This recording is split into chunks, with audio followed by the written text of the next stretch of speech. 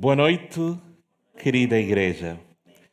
É bom poder rever os irmãos para continuarmos o nosso estudo da semana especial, o amor de Cristo no livro de Apocalipse. Que belíssima voz! Muito obrigado, irmã Leide. Enquanto ouvia, eu dizia, uau, que letra! Que melodia, que mensagem! Quantas não são as vezes que nós precisamos de alguma montanha na nossa vida para que os nossos olhos se abram e vejamos o amor de Deus em sua plenitude? Quantas vezes não precisamos que estejamos numa ilha de Patmos para finalmente poder receber a revelação de Jesus Cristo que de Deus lhe deu para mostrar aos seus servos as coisas que em breve devem acontecer, que ele, enviado por intermédio do seu anjo, notificou ao seu servo João. Mas João estava privado de liberdade, sozinho, triste, e o Senhor apareceu consolando a João e dando também conforto que seria partilhado para as 7 igrejas da Ásia Menor. Às vezes, precisamos de uma montanha para conseguir perceber o amor de Deus.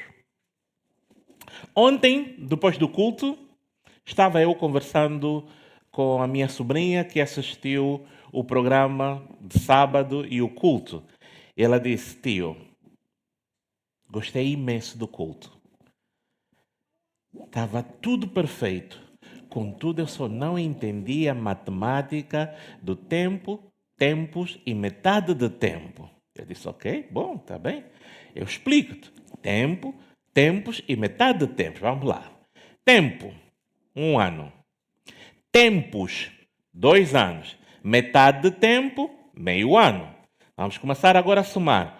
1 mais 2, 3. Até aqui somos expert. 0,5 ou meio mais 3 vai dar 3,5. Todos até aqui chegamos lá. Então já são 3,5 anos ou 3 anos e meio. Pô. Agora, o próximo passo. Quantos meses tem o ano? 12. Ok? 12 meses. Então temos que multiplicar 3,5 vezes 12. Em média, quantos dias tem um mês? 30. Vezes 30. Faz favor, usem as calculadoras. Eu quero ouvir o resultado. 3,5 vezes 12 vezes 30. Qual é o resultado?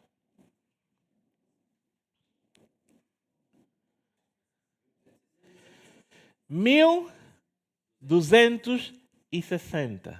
Oh! Quando eu mandei a continha feita, ela disse: tio, agora eu entendo tudo. Ela conseguiu entender que a mensagem inicial do Apocalipse 12, que é clara, de 1.260 dias, é igual à segunda parte do Apocalipse 12, quando fala de tempo, tempos e metade de um tempo. É exatamente a mesma coisa, expressa de forma diferente. E agora nós adicionamos mais. Nesta parte da profecia, cada dia equivale a 1 ano. Logo, 1.260 dias são 1.260 anos. E como nós já vimos, esta matemática, depois de feita, dá exatamente 1798, quando foi a altura em que o Papa foi preso por ordem do imperador Napoleão, e dá-se então o início do tempo do fim. E essa explicação foi fantástica. E eu comecei a refletir, ok? Nós não somos todos iguais. Não entendemos as coisas da mesma forma. Não temos as mesmas experiências, as mesmas dificuldades. E não temos a mesma necessidade de socorro. Comunicamos de forma diferente.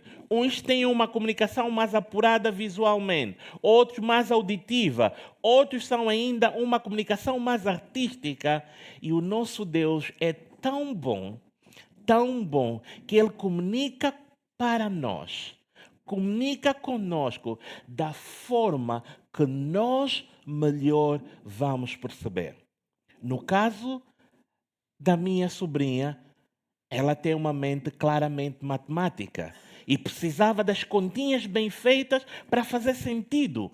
Outros vão olhar para os símbolos e o nosso Deus sabe disso. Por isso ele escreveu as cartas para as 7 igrejas, não como cartas separadas, mas como um todo, que foram todas juntas, e a mesma carta onde tinha a mensagem para Éfeso, estava lá também a mensagem para Esmirna e assim por diante até a igreja de Laodiceia. E essas cartas foram sendo lidas uma por uma igreja até completar o círculo. Aquilo, do ponto de vista gráfico, e hoje eu não trago imagem de propósito para que os irmãos consigam imaginar, foi propositado, eu não quero trazer mapa, mas eu quero que os irmãos consigam visualizar a descrição que eu vou dar. Era quase que um formato em U à disposição das igrejas, sendo a mais próxima da ilha de Patmos a igreja de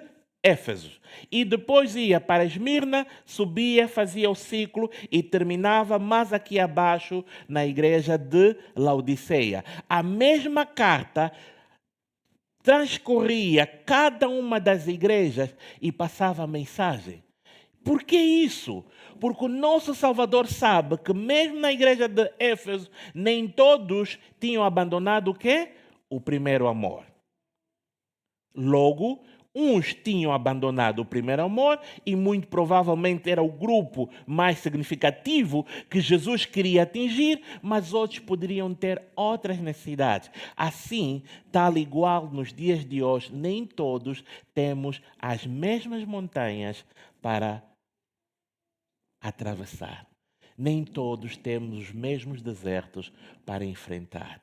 E hoje nós vamos cuidar de estudar a segunda carta para a igreja de Esmirna. E vamos aprender que mensagem nós podemos extrair. Nós vamos concentrar, sobretudo, ao capítulo 2, do versículo 8 até o versículo 11 do livro de Apocalipse. Mas antes de tomar a leitura, gostava de poder orar com os irmãos. Oremos. Querido Deus, amado Pai, agora, pois, vamos abrir a Tua santa palavra. Venha encher-nos do Teu Espírito para que consigamos compreender a mensagem que o Senhor quer comunicar para nós hoje. O Senhor conhece o coração de cada um dos ouvintes. Por favor, ó Pai, tenha misericórdia de nós e comunique-nos de forma pessoal para que nós consigamos compreender. É tudo o que ousamos suplicar no doce nome de Cristo Jesus. Amém. A carta no livro de Éfeso começa logo com uma descrição. Logo na abertura, no versículo 8 do capítulo 2, temos uma introdução. E essa introdução diz assim: ao anjo da igreja de Esmirna, escreve estas coisas. O primeiro e o último, que esteve morto e tornou a viver. Quando nós vamos para a igreja de Esmirna, nós vimos uma apresentação diferente para Éfeso. Aqui a apresentação e a descrição de Jesus Cristo é diferente. Ele diz que eu sou o primeiro e o último, o que esteve morto e tornou a viver. Por que Jesus apresenta-se dessa forma para a igreja de Esmirna? Ao fazer referência que Jesus era o primeiro e o último, claramente estava a dizer aos seus ouvintes para irem para o Velho Testamento e perceber, quando a descrição fosse feita, primeiro e último, a quem se referia.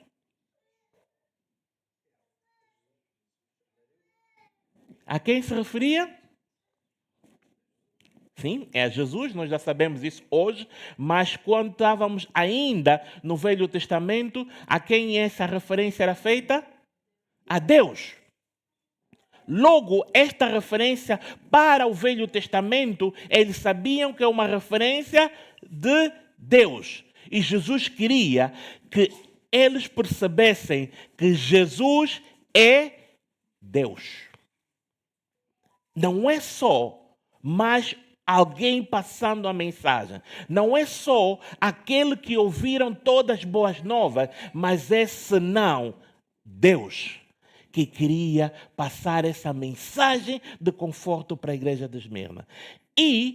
Mas ele vai e diz, porque esteve morto e tornou a viver. Por que foi importante essa referência?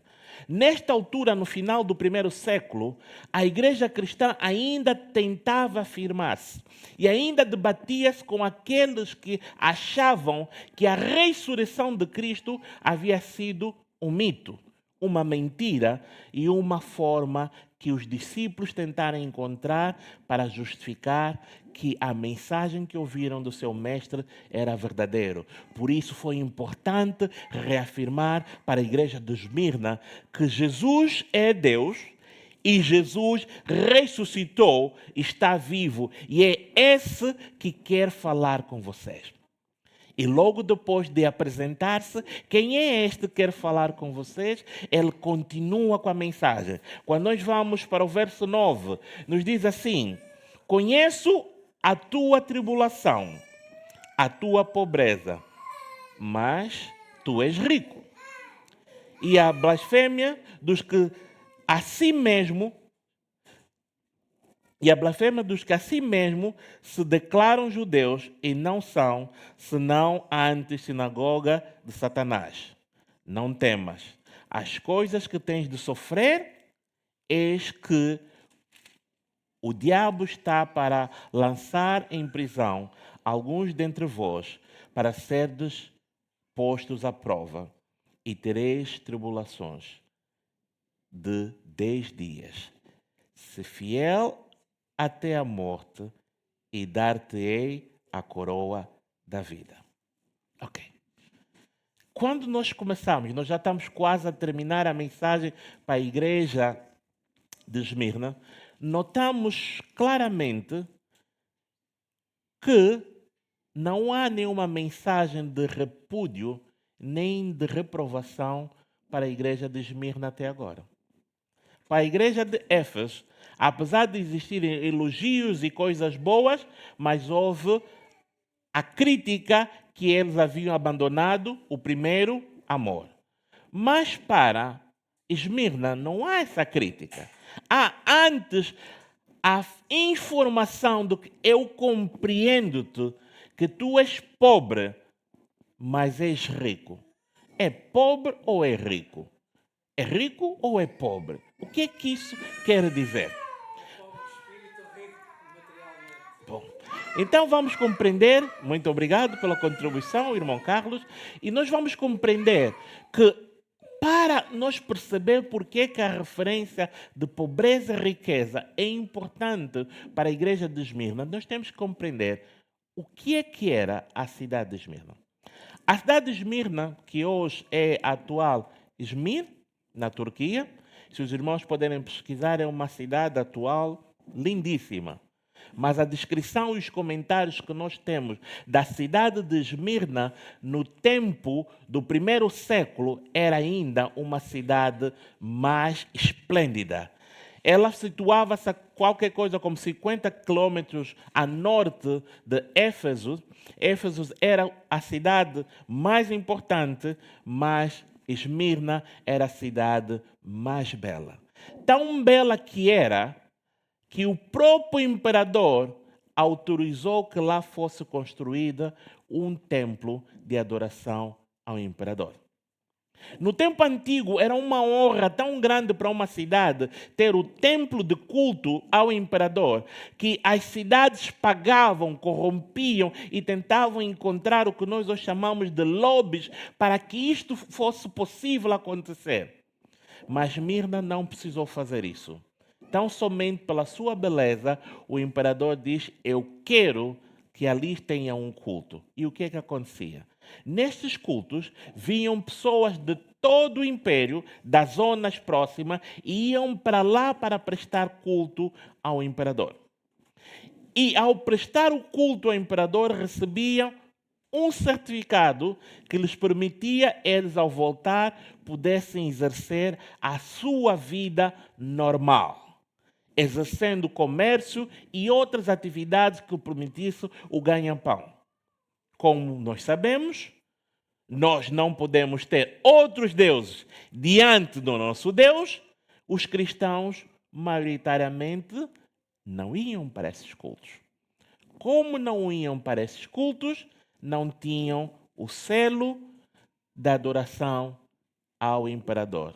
E por não terem o selo de adoração ao imperador, tornavam-se pobres. Tinham a vida muito dificultada. Era uma situação clamorosa para os cristãos que viviam no tempo, na igreja de Esmirna. Não conseguiam comprar, vender, fazer negócios ou suster a sua vida. E eles tinham uma vida muito apertada. Por isso é que Jesus, compreendendo a necessidade específica de Esmirna, chegou e disse: eu compreendo-vos. Que apesar de estarem numa sociedade rica, vocês são pobres por amor de mim. Eu compreendo-vos que vocês, por serem fiéis, serão perseguidos e alguns de vós serão levados até a morte. Eu compreendo-vos, mas sejam perseverantes, porque eu quero dar ao vitorioso, aqueles que vencerem, uma coroa. E eu lembrei-me então de uma conversa que algum tempo atrás eu tive com um colega de serviço e ele diz: olha, os cristãos na sua maioria são pobres. Quando nós vamos para a Forbes ou outra fonte qualquer para ver a lista dos mais ricos do mundo, não encontramos cristãos, porque o cristianismo como tal ensina a pobreza, tudo tem que ser humilde. Eu disse: ok, boa. Eu aceitei aquela informação sem discutir. E agora fui confirmar, agora temos ajuda à inteligência artificial.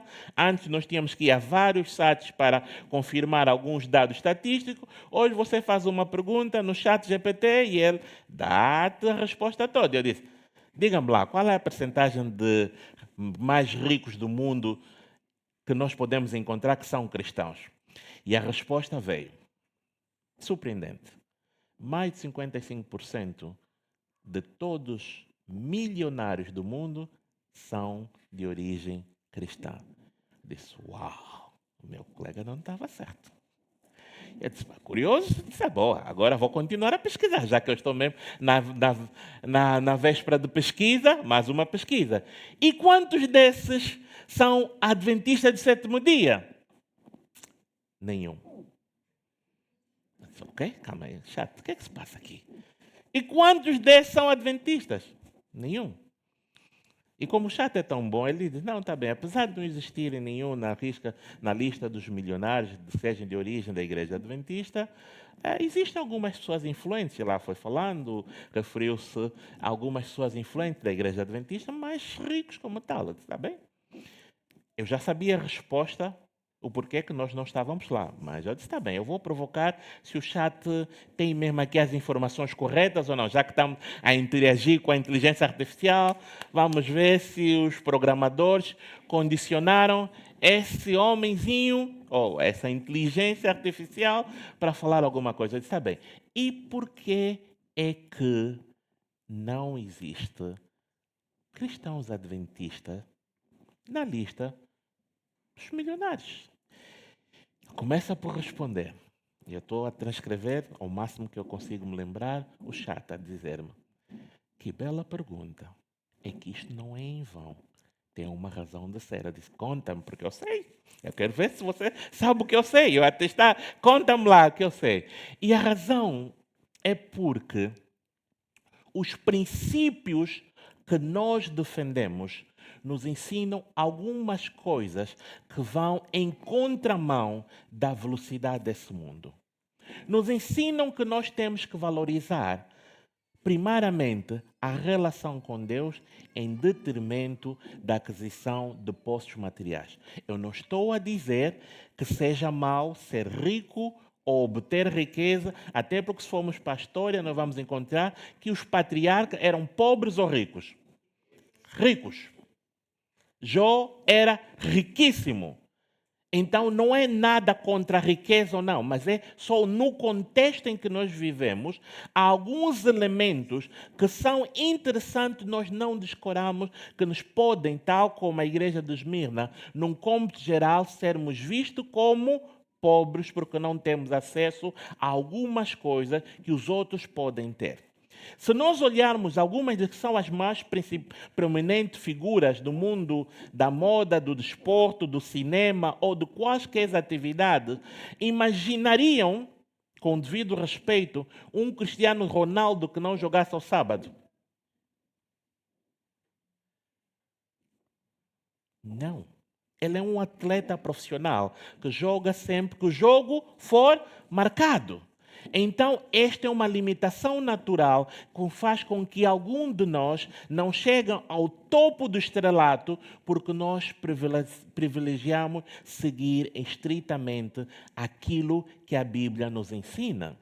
Mas, se os irmãos também puderem ver, vão perceber que alguma das indústrias mais lucrativas tem associado em si a sensualidade. E um cristão adventista não embarca para essa indústria ou faz uso deste tipo, e que vai permitir que de alguma forma também não podemos. E quando nós começamos a olhar de uma forma mais lata, nós acabamos ser, conforme o irmão Carlos disse e disse muito bem, ricos em espírito, porque primamos por uma conduta que nos ligue mais próximo a Deus.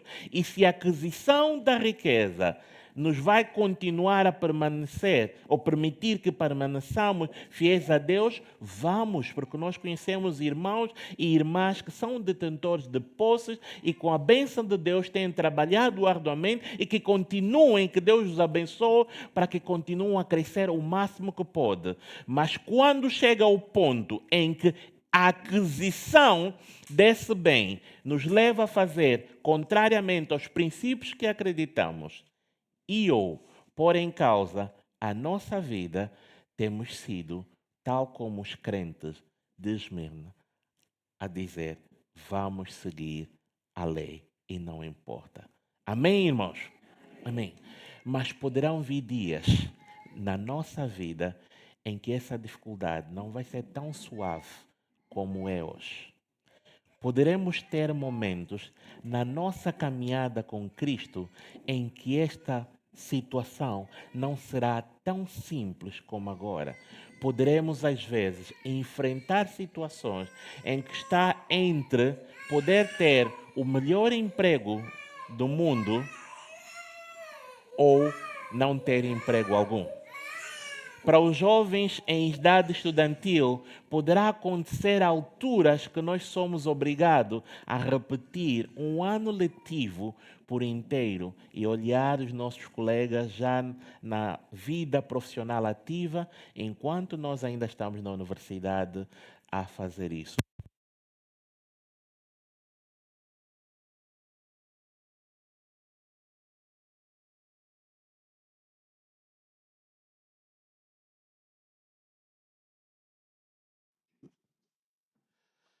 Poderá vir um tempo em que nós não poderemos, tal como os crentes de Esmirna, comprar ou vender ou fazer qualquer negócio. E como será quando essa altura chegar? Como nós vamos resistir? Se nós não aprendermos a investir tempo com Deus hoje, se nós não aprendermos a ter tempo de decidir diariamente em favor com Deus, como será? Como será quando chegar àquela altura em que nós somos postos a uma prova em que, sim, obedecemos a Deus, mas perdemos todo o conforto? Eu quero que os irmãos façam um teste. Imaginem-se a passar um dia sem internet. Passamos pouco mais, nem sequer 12 horas, se calhar chegou, sem energia, e ficamos todos aflitos como nunca. Imagina chegar num ponto em que nós não teremos nem acesso para comprar energia elétrica, acesso a telefone, água ou outros bens. Nós pensamos que vai ser fácil. Quando chegar essa altura, nós vamos estar prontos e vamos decidir, Senhor, não, nós temos decidido continuamente. Não. A menos que começamos a treinar hoje, nas pequenas dificuldades, nos pequenos exercícios, nós não conseguiremos ser vencedores. E a promessa final para o povo da igreja de Esmirna foi o seguinte: quem tem ouvidos, ouça o que o Espírito diz às igrejas. O vencedor de nenhum modo sofrerá dano da segunda morte. Porque, contrariamente àquilo que o inimigo tentou passar para Eva no princípio, dizendo: se comeres do fruto da árvore da vida, certamente não morrerás. E a morte que estava ali em causa, na obediência ou a desobediência, não é o sono que nós sentimos hoje, ou essa primeira morte, que ainda temos a oportunidade da ressurreição, mas era a morte eterna. A segunda morte, aquela morte onde já não mais haverá ressurreição. Porque aqueles que morrerem na segunda morte não mais vão ressuscitar. E é esta morte que estava prometido para aqueles que desobedecessem. Mas Cristo, o primeiro e o último, veio até a cruz, morreu para que, salvando-se, a salvação agora é dirigida para nós. Agora conseguimos compreender por que a introdução é: eu sou o primeiro e o último. Eu sou o Deus que desci até a terra, morri, ressuscitei e agora dar-te-ei a salvação eterna. Então nós podemos ter confiança que não importa a dificuldade que vem até nós, Cristo é vencedor. Cristo nos quer dar a salvação. Cristo quer que nós vivamos eternamente com a nossa glória, com a coroa da salvação, na glória com Cristo. Eu vou convidar a irmã Leide para vir até aqui em cima. E enquanto a irmã Leide canta, eu gostaria que nós pudéssemos refletir quantas decisões pequenas nós ignoramos hoje na nossa caminhada com Cristo, pensando que, quando chegar o tempo da angústia, estaremos prontos e preparados para aceitar Jesus. Não estaremos. Se nós não aprendermos a aceitar Jesus hoje, nas coisas mais simples, mais cotidianas, se nós não aprendemos a passar tempo com Deus em oração hoje, quando chegar a altura da aprovação.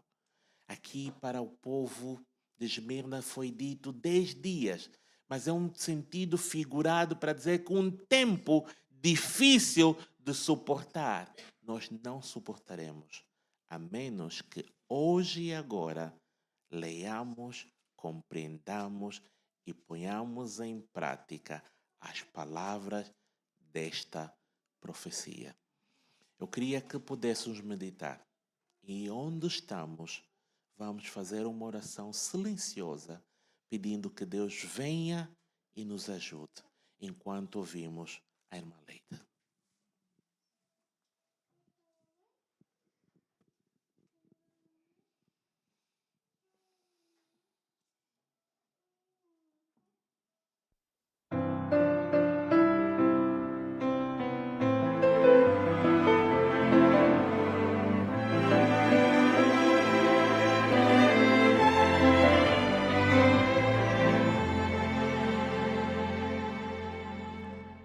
Hoje, se ouvir, diz a sua voz, não endureçais vosso coração.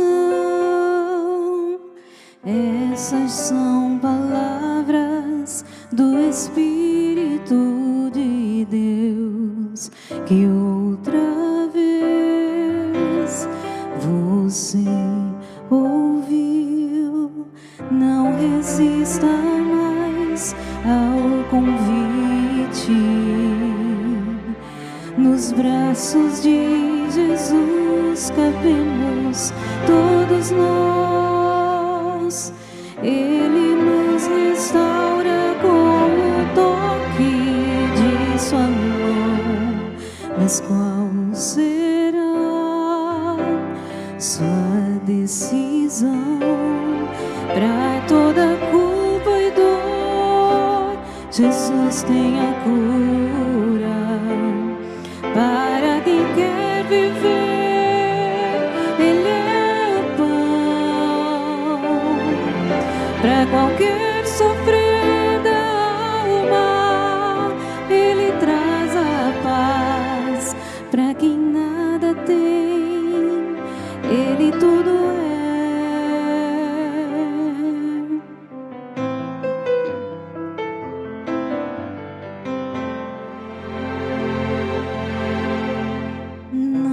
Resista mais ao convite.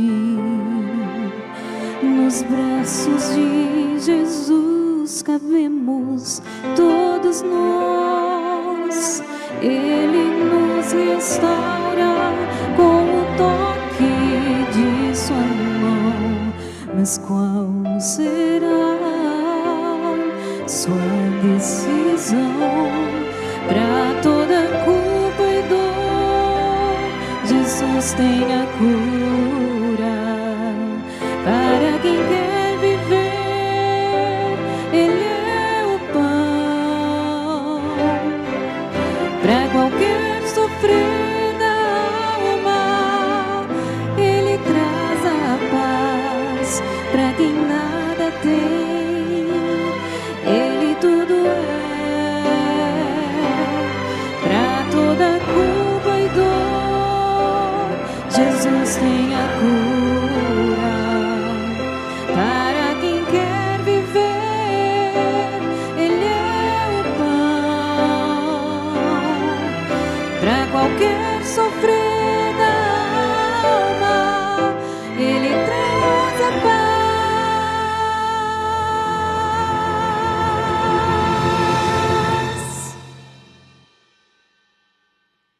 Para quem nada tem, Jesus Cristo é tudo. Para quem quer viver, Ele é o pão da vida. Para quem quer viver, Ele é o pão.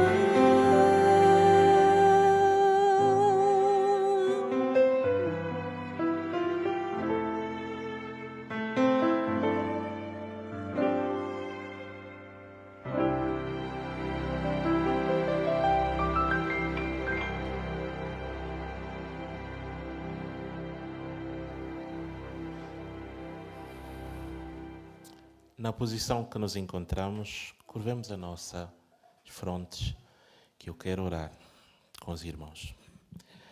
Santo e eterno, maravilhoso Pai, o Senhor ouviu as nossas preces. O Senhor ouviu o nosso pedido.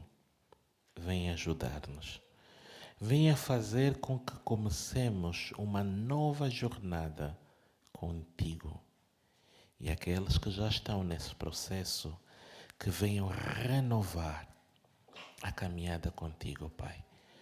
Permita que sejamos fiéis tal como a igreja de Esmirna, que não importa a pressão, o deserto, a dificuldade que venha na nossa vida, possamos resistir cientes de que aquele que resistir lhe será dado a coroa das tuas mãos, ó Pai. Proteja-nos, abençoa-nos e nos dê a tua paz. Em nome de Cristo Jesus. Amém.